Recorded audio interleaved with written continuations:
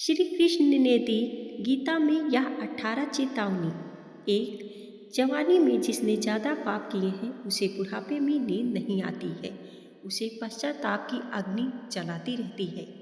दो, भगवान ने जिसे धन संपत्ति दी है उसे गाय रखकर सेवा जरूर करनी चाहिए, इससे भगवान प्रसन्न होते हैं और हमारे द्वारा जाने अनजाने में किए गए पाप कटते हैं। तीन, जुआ, मदिरापान, पर स्त्री गमन, हिंसा, असत्य, मद, असक्ति और निर्दयता, इन सब में कलयुग का वास है, इसलिए इनका एक और नाम है घोर पाप। चार, अधिकारी शिष्य यानी जो ज्ञान प्राप्त करने के लिए परिश्रम करते हैं उन्हें सद्गुरु अवश्य मिलता है। पाँच, भगवान श्री कृष्ण कहते हैं कि मनुष्य को अपने हृदय को बार बार समझाने की कोशिश करनी चाहिए कि ईश्वर के सिवाय उसका कोई नहीं है। यह विचार करना चाहिए कि जिसका कोई भी नहीं है, इस ब्रह्मांड में जो उसका साथ देगा वो सिर्फ परमात्मा है। 6, भोग क्षणिक सुख प्राप्त होता है, साथ ही त्याग में स्थायी। 7, श्री कृष्ण कहते हैं कि सत्संग ईश्वर की कृपा से मिलता है, परंतु कुछ सगति में पड़ना मनुष्य के अपने ही विचारों के कारण होता है। 8, लोभ और मोह माया पाप के माता पिता कहे जाते हैं।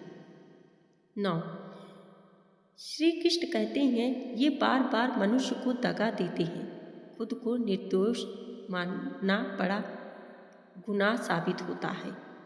11, पति पत्नी पवित्र रिश्ता बनाए रखने से भगवान पुत्र के रूप में इन्हें घर आने की इच्छा रखते हैं। 12, भगवान इन सभी कसौटियों पर जांच परख कर मनुष्य को अपनाते हैं, इसलिए मन में कभी भी गलत विचार नहीं रखनी चाहिए, सबके साथ सदैव प्रेम भाव से रहना चाहिए। 13, सुख और दुख मनुष्य के भीतर ही निवास करते हैं, परंतु मनुष्य उसे घर में, स्त्री पुत्र में और संपत्ति में बाहरी सुख प्राप्ति के लिए ढूंढ रहा है। भगवान श्री कृष्ण कहते हैं कि उपासना केवल शरीर से नहीं मन से भी करनी चाहिए, ईश्वर का बंधन उन्हें प्रेम बंधन में बांधता है। 15, मनुष्य की वासना ही उसके पुनर्जन्म का कारण होती है।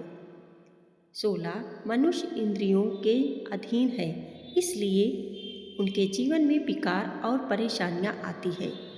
17, मनुष्य के अंदर धैर्य, सदाचार, स्नेह और सेवा जैसे गुण बिना सत्संग के नहीं आते हैं। 18, श्री कृष्ण कहते हैं कि जिस प्रकार शरीर के वस्त्र मैले होने पर उन्हें साफ करते हैं, उसी प्रकार मन के मैल को भी साफ करना चाहिए। दोस्तों, जीवन की सारी समस्याओं का हल हमारे धर्म ग्रंथों में ही है। अगर हम उन्हें पढ़ते हैं, समझते हैं, तो हमारे जीवन में आने वाली बड़ी से बड़ी समस्याओं का सामना किया जा सकता है।